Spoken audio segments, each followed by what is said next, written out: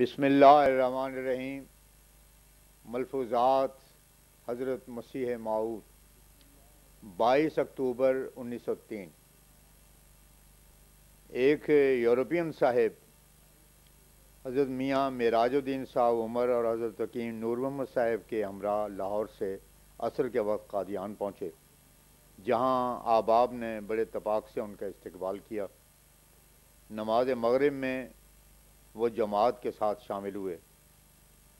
بعد ادائیگی نماز میاں معراج الدین صاحب عمر نے ان کو حضرت اقدس سے انٹروڈیوس کیا اور ان کے مزید حالات سے یوں ہی اطلاع دی کہ یہ ایک صاحب ہیں جو آسٹریلیا سے آئے ہیں، 7 سال سے مشرب اسلام ہیں، اخبارات میں بھی آپ کا چرچا رہا ہے۔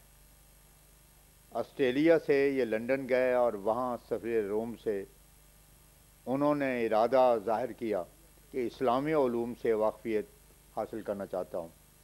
سفیر روم نے ان کو کہا کہ تم قاہرہ دارالسلطنت مصر میں جاؤ، مگر تاہم مشورے کے طور پر لارڈ سٹینلے نے ان کو مشورہ دیا کہ تمہارا یہ مدعا بمبئی میں حاصل ہوگا۔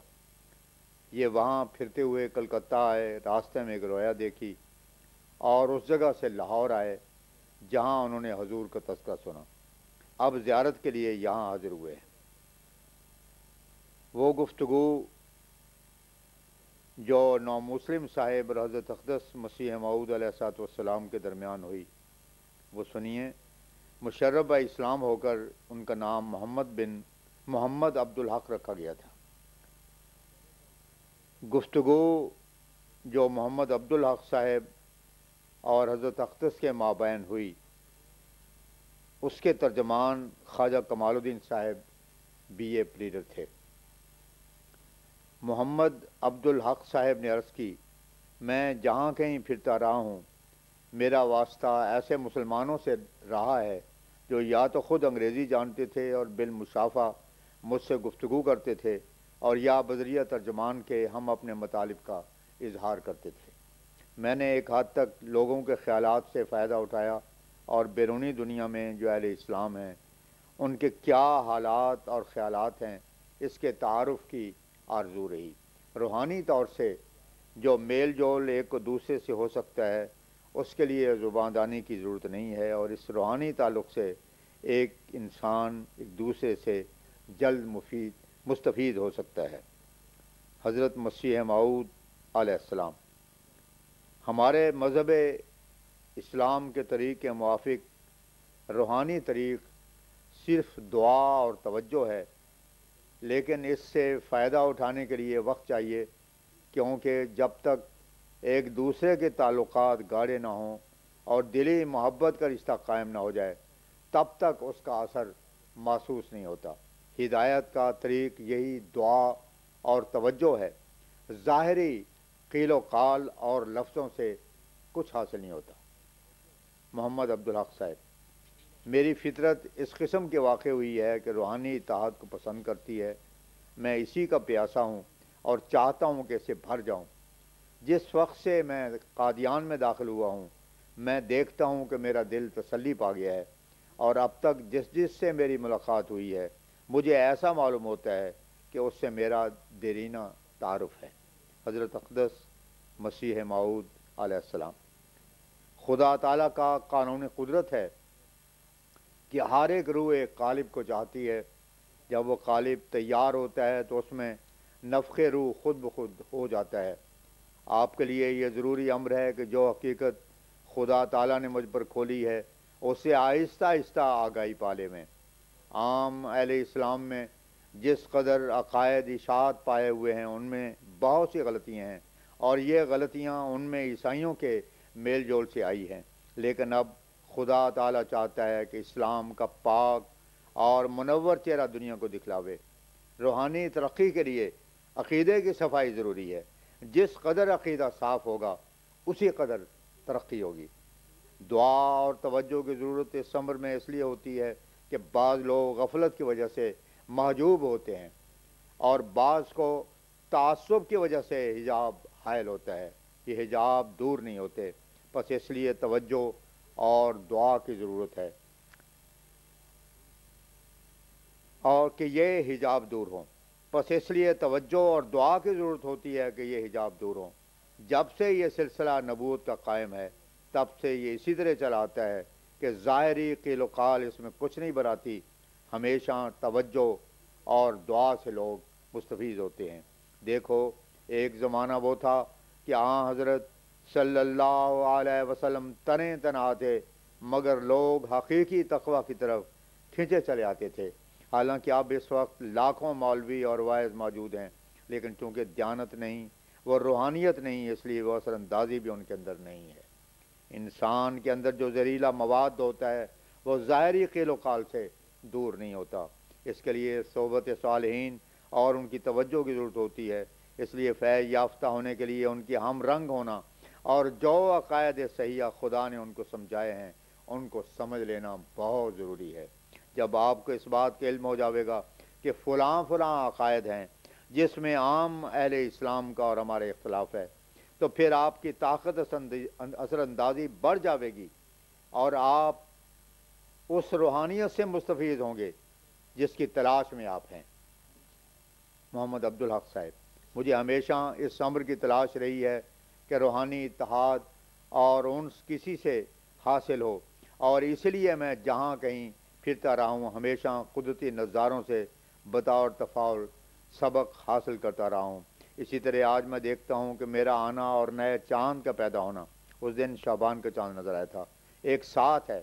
چاند کے ابتدائی دن چونکہ ترقی اور رسول کمال کے ہوتے ہیں، جیسے جیسے یہ ترقی کرے گا اور کمال کو پہنچے گا ویسے ہی میں بھی ترقی اور کمال کو پہنچوں گا، بشرطے کہ قادیان میں مشکل قیام رہا۔ میرے وہم گمان میں بھی یہ بات نہ تھی کہ میں آج ہی ایسے موقع پر یہاں وارد ہوں گا جبکہ نئے چاند کا ظہور ہوگا۔ کلکتہ میں جو خط بعض لوگوں نے مجھے دیے، اگر میں ان پر عمل درآمد کرتا تو کہیں کا کہیں ہوتا، مگر یہاں اگر مجھے معلوم ہوا کہ جن لوگوں کی تلاش میں ہوں وہ لوگ یہی ہیں۔ رنگون میں نے آپ کے حالات سنے اور چند ایک تصانیف بھی دیکھی تھیں، مگر مجھے آپ کا پتہ معلوم نہ ہوا اور نہ یہ امید تھی کہ اس قدر جلد میں یہاں پہنچ جاؤں گا۔ حضرت مسیح موعود علیہ السلام۔ ان باتوں سے فراست تو گواہی دیتی ہے کہ آپ ہماری شرائط کے موافق ہوں گے اور خدا چاہے تو اثر بھی قبول کر سکیں گے، لیکن یاد رکھو کہ سنت اللہ یہی ہے، سنت اللہ یوں ہے کہ دو باتیں اگر ہوں تو انسان حصول فیض میں کامیاب ہوتا ہے۔ ایک یہ کہ وقت خرچ کر کے صحبت میں رہے اور اس کے کلام کو سنتا رہے، اور اثناء تقریر یا تحریر میں اگر کوئی شبہ یا دغدغہ پیدا ہو تو اسے مخفی نہ رکھے، بلکہ انشراح صدر سے اسے وہ ظاہر کرے تاکہ اسی آن میں تدارک کیا جاوے اور وہ کانٹا جو دل میں چبھا ہے نکالا جاوے تاکہ وہ اس کے ساتھ روحانی توجہ سے استفادہ حاصل کر سکے۔ ایک بات یہ کہ صبر سے صحبت میں رہے اور ہر ایک بات توجہ سے سنے اور شبہ کو مخفی نہ رکھے، کیونکہ شبہ مولے کا اثر رکھتا ہے جو کہ اندر ہی اندر سرایت کر کے ہلاک کر دیتا ہے، اور اکثر آدمی اس سے ہلاک ہو جاتے ہیں۔ دوسری بات یہ ہے کہ جب آسمان سے ایک نیا انتظام ہوتا ہے تو کوئی نہ کوئی مامور آتا ہے، اور چونکہ اس کا فعل یہی ہوتا ہے کہ ہر ایک فرقے کی غلطی نکالے، اس لیے سب لوگ اس کے دشمن ہو جاتے ہیں اور ہر طرح سے اذیت اور تکلیف دینے کی کوشش کرتے ہیں۔ تو جب کوئی اس کے سلسلے میں داخل ہوتا ہے تو اسے بھی یہ تمام دکھ برداشت کرنے پڑتے ہیں۔ دشمنوں کے خطرناک حملے اس پر بھی ہوتے ہیں۔ ہر ایک دوست اور اپنا بیگانہ دشمن ہو جاتا ہے، اور جس جس پر اسے امید ہوتی ہے وہ تمام خاک میں ملتی ہے۔ نا امیدی اور مایوسی کے سخت دشوار گزار راہ میں داخل ہونا پڑتا ہے۔ جس قدر امیدیں عزت اور آبرو اور عزت اور آبرو اور جاہ اور منزلت کے حصول کے لوگوں سے اس نے باندھی ہوتی ہیں، ان سب پر پانی پھر جاتا ہے۔ جیسے کہ دنیا کی یہ قدیمی سنت چلی آئی ہے، ان تمام نا امیدیوں اور مایوسیوں کے لیے تیار رہنا اور ان کا برداشت کرنا ضروری ہے۔ انسان اگر شیر دل ہو کر ان کا مقابلہ کرے تو ٹھہر سکتا ہے، ورنہ دیکھا گیا ہے کہ لوگ شوق سے اس میدان میں داخل ہوتے ہیں، مگر جب یہ تمام بوجھ ان پر پڑتے ہیں تو آخر کار دنیا کی طرف جھک جاتے ہیں۔ ان کا قلب اس نقصان کو جو دنیا اور اس کے اہل سے پہنچتا ہے برداشت نہیں کر سکتا، اس لیے ان کا انجام ان کے اول سے بھی بدتر ہوتا ہے۔ تو یہ امر ضروری ہے کہ دنیا کا لعن طعن برداشت کر کے اور ہر طرح سے نا امیدیوں کے لیے تیار ہو کر اگر داخل سلسلہ ہو تو حق کو جلد پاوے گا، اور جو کچھ اسے ابتدا میں چھوڑنا پڑے گا وہ سب آخر کار اللہ تعالیٰ اسے دے دے گا۔ ایک تخم جس کے لیے مقدر ہے کہ وہ پھل لاوے اور بڑا درخت بنے، ضرور ہے کہ اول چند دن مٹی کے نیچے دبا رہے، تب وہ درخت بن سکے گا۔ اس لیے صبر ضروری ہے تاکہ وہ اپنے آپ کو گرا دے، پھر قدرت الہی اسے اٹھا دے جس سے اس کا نشو و نما ہو۔ مسٹر ویب پہلی دفعہ اسی طرح ہماری طرف جھکے مگر پیچھے وہ قائم نہ رہ سکے، اب وہ تمام باتوں کا اعتراف کرتے ہیں۔ محمد عبدالحق۔ بدریہ خط و کتابت مسٹر ویب سے میری ملاقات ہے اور میں ان کو اس وقت سے جانتا ہوں جبکہ وہ ہندوستان میں آئے اور ان کے حالات سے خوب واقف ہوں، اور جو شرائط اپنے سلسلے میں داخل ہونے کے آپ نے بیان کیے ہیں میں انہی کو اسلام کی شرائط خیال کرتا ہوں۔ جو مسلمان ہوگا اس کے لیے ان تمام باتوں کا نشانہ ہونا ضروری ہے۔ آپ کے ساتھ ملنے سے جو نقصانات مجھ کو ہو سکتے ہیں اکثر مسلمان لوگوں نے اول ہی سے مجھے ان کی اطلاع دی ہے، اور باوجود اور اس اطلاع اور علم کے میں یہاں آیا ہوں۔ حضرت اقدس علیہ السلام۔ ہمارے اصولوں میں سے ایک یہ بھی ہے کہ ہم ایک سادہ زندگی بسر کرتے ہیں۔ وہ تمام تکلفات جو کہ آج کل یورپ نے لوازم زندگی بنا رکھے ہیں ان سے ہماری مجلس پاک ہے۔ رسم و عادت کے ہم پابند نہیں ہیں، اس حد تک ہر ایک عادت کی رعایت رکھتے ہیں کہ جس کے ترک سے کسی تکلیف یا معصیت کا اندیشہ ہو۔ باقی کھانے پینے اور نشست و برخاست میں ہم سادہ زندگی کو پسند کرتے ہیں۔ محمد عبدالحق صاحب۔ جب سے میں اسلام میں داخل ہوا ہوں اور روحانیت سے حصہ لیا ہے میں سادگی سے محبت کرتا ہوں، اس لیے اگر یہاں رہوں تو مجھے تکلیف نہیں ہوگی۔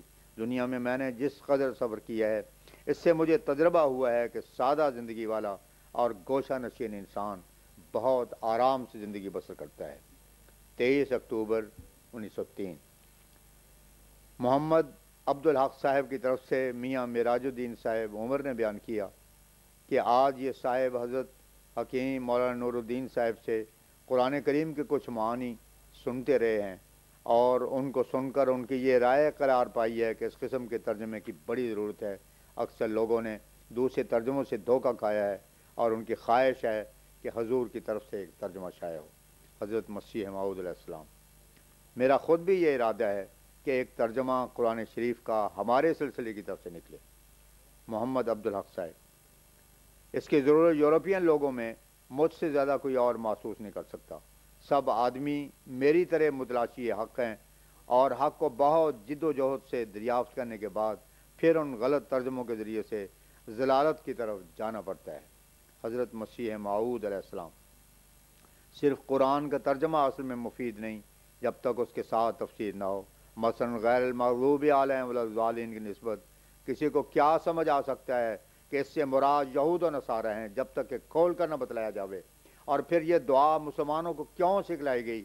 اس کا یہی منشا تھا کہ جیسے یہودیوں نے حضرت مسیح کا انکار کر کے خدا کا غضب کمایا، ایسے ہی آخری زمانے میں اس امت نے بھی مسیح موعود کا انکار کر کے خدا کا غضب کمانا تھا۔ اس لیے اول ہی ان کو بطور پیشگوئی کی اطلاع دی گئی کہ سعید روحیں اس وقت غضب سے بچ سکیں۔ محمد عبدالحق صاحب۔ ما قتلوہ وما صلبوہ ولکن شبہ لہم کی نسبت بیان کیا کہ عوام اہل اسلام اور بعض تفاسیر میں اس کی نسبت لکھا ہوا ہے کہ ایک اور آدمی مسیح کی شکل کا بن گیا، اسے پھانسی دی گئی اور مسیح آسمان پر چلا گیا۔ حضرت مسیح موعود علیہ السلام نے فرمایا اس کا سمجھنا بہت آسان ہے۔ عام محاورہ زبان میں اگر یہ کہا جاوے کہ فلاں مصلوب ہوا یا پھانسی دیا گیا تو اس کے معنی یہی ہوتے ہیں کہ صلیب پر اس کی جان نکل گئی۔ اگر کوئی مجرم پھانسی پر لٹکایا جاوے مگر اس کی جان نہ نکلے اور زندہ اتار لیا جاوے تو کیا اس کی نسبت پھانسی دیا گیا یا مصلوب کا لفظ بولا جاوے گا؟ ہرگز نہیں، بلکہ اس کی نسبت یہ الفاظ بولنے ہی جرم ہوں گے۔ مصلوب اسے کہتے ہیں کہ جس کی جان صلیب پر نکل جاوے، اور جس کی جان نہ نکلے اسے مصلوب نہیں کہتے، خواہ وہ صلیب پر چڑھا کر اتار لیا گیا ہو۔ یہودی زندہ موجود ہیں، ان سے دریافت کر لو کہ آیا مصلوب کے یہ معنی ہیں جو ہم کرتے ہیں یا وہ جو ہمارے مخالف کرتے ہیں۔ پھر محاورہ زبان کو بھی دیکھنا چاہیے۔ ما صلبوہ کے ساتھ ہی ما قتلوہ رکھ دیا کہ بات سمجھ میں آ جاوے کہ صلیب سے مراد جان لینی تھی جو کہ نہیں لی گئی اور صلیبی قتل وقوع میں نہیں آیا۔ شبیہ لہم کے معنی ہیں مشبہ بالمصلوب ہو گیا۔ اس میں لوگوں کا یہ قول کہ کوئی اور آدمی مسیح کی شکل بن گیا تھا بالکل باطل ہے، عقل بھی اسے قبول نہیں کرتی، اور نہ کوئی روایت اس کے بارے میں صحیح موجود ہے۔ بھلا سوچ کر دیکھو کہ اگر کوئی اور آدمی مسیح کی شکل بن گیا تھا تو وہ دو حال سے خالی نہیں ہوگا، یا تو مسیح کا دوست تھا یا اس کا دشمن۔ اگر دوست ہوگا تو یہ اعتراض ہے کہ جس لعنت سے خدا نے مسیح کو بچانا چاہا وہ اس کے دوست کو کیوں دی؟ اس سے خدا ظالم ٹھہرتا ہے، اور اگر وہ دشمن تھا تو اسے کیا ضرورت تھی کہ وہ مسیح کی جگہ پھانسی ملتا ہو اس نے دہائی دی ہوگی اور چلایا ہوگا کہ میرے بیوی بچوں سے پوچھو میرا فلاں نام ہے اور میں مسیح نہیں ہوں۔ پھر اکثر موجودہ آدمیوں کی تعداد میں سے بھی ایک آدمی کم ہو گیا ہوگا جس سے مان پتہ لگ سکتا تھا کہ یہ شخص مسیح نہیں۔ غرض ہے کہ ہر طرح سے یہ خیال باطل ہے، اور شبیہ لہم سے مراد مشبہ بالمصلوب ہے۔ محمد عبدالحق صاحب، یہ خیال یورپ میں ایک انقلاب عظیم پیدا کرے گا، کیونکہ وہاں لوگوں کو دھوکہ دیا گیا ہے اور کچھ کا کچھ سمجھا گیا ہے۔ حضرت مسیح موعود علیہ السلام، عام لوگ جو بیان کرتے ہیں یہ منشا قرآن کریم کا ہرگز نہیں ہے، اور اس سے لوگوں کو دھوکہ لگا ہے۔ محمد عبدالحق صاحب، اسلام کے عقائد ہم تک عیسائیوں کے ذریعے پہنچے ہیں، اور اسلام کا اصل چہرہ دیکھنے کے واسطے میں باہر نکلا ہوں۔ حضرت مسیح موعود علیہ السلام، یہ خدا کا فضل ہے اور خوش قسمتی آپ کی ہے کہ آپ ادھر آ نکلے۔ یہ بات واقعی سچ ہے کہ جو مسلمان ہیں یہ قرآن شریف کو بالکل نہیں سمجھتے، لیکن اب خدا کا ارادہ ہے کہ صحیح معنی قرآن کے ظاہر کرے۔ خدا نے مجھے اسی لیے مامور کیا ہے، اور میں اس کے الہام اور وحی سے قرآن شریف کو سمجھتا ہوں۔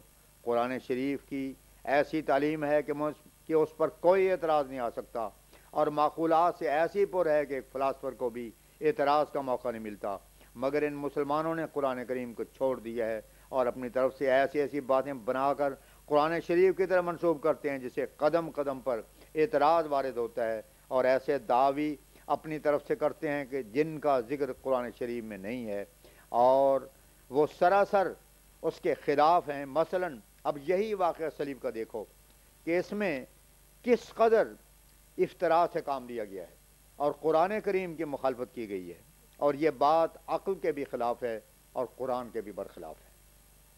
اس کے بعد حضرت اختص نے لفظ توفی کی نسبت سمجھایا کہ اس میں اہل اسلام نے کیا ٹوکر کھائی ہے، اور بتلایا کہ صرف مسیح کے واقعے میں اس کے معنی اٹھا لینے کے کرتے ہیں، حالانکہ اسی قرآن میں اور جہاں کہیں یہ لفظ آیا اور لغت اور دوسری کتب عربیہ سب جگہ اس کا ترجمہ موت کرتے ہیں۔ محمد عبدالحق صاحب، یہ ضروری ہے جو کہ آپ نے اختیار کی ہے، اور اس کی ضرورت نہ صرف اہل اسلام کو ہے بلکہ عیسائیوں کو بھی بہت ہے۔ مجھے قادیان میں آنے سے معلوم ہوا ہے کہ یہ سلسلہ بہت ہی مفید ہے، اور ابتدا سے میری یہ خواہش ہے کہ اس قدر عظیم الشان کام کے واسطے جیسے کہ یہ ہے، خدا تعالیٰ مجھے بھی ایک ہتھیار بنا دے اور اس میں سے مجھے بھی حصہ ملے۔ حضرت مسیح موعود علیہ السلام، ہم ہمیشہ دعا کرتے ہیں اور ہمیشہ سے یہ آرزو ہے کہ یورپین لوگوں میں سے کوئی ایسا نکلے جو اس سلسلے کے لیے زندگی کا حصہ وقف کرے، لیکن ایسے شخص کے لیے ضروری ہے کہ کچھ عرصہ صحبت میں رہ کر رفتہ رفتہ وہ تمام ضروری اصول سیکھ لے ہوئے جن سے اہل اسلام پر سے ہر ایک داغ دور ہو سکتا ہے، وہ تمام قوت اور شوقت سے بھرے ہوئے دلائل سمجھ لے ہوئے جن سے یہ مرحلہ طے ہو سکتا ہے، تب وہ دوسرے ممالک میں جا کر اس خدمت کو ادا کر سکتا ہے۔ اس خدمت کے برداشت کرنے کے لیے ایک پاک اور قوی روح کی ضرورت ہے، جس میں یہ ہوگی وہ اعلیٰ درجے کا مفید انسان ہوگا اور خدا کے نزدیک آسمان پر ایک عظیم الشان انسان قرار دیا جاوے گا۔ محمد عبدالحق صاحب، میں کل یہاں سے رخصت ہوں گا اور ایک ضروری خدمت کو سرانجام دینے کے لیے جو کہ بنی نوع انسان کی خدمت پر مبنی ہے، آخر دسمبر تک ہندوستان کے مختلف مقامات پر دورہ کروں گا۔ وہ آسٹریلیا میں ہندوستانی تاجروں کی بندش کو آزاد کرانے کی تجویز ہے۔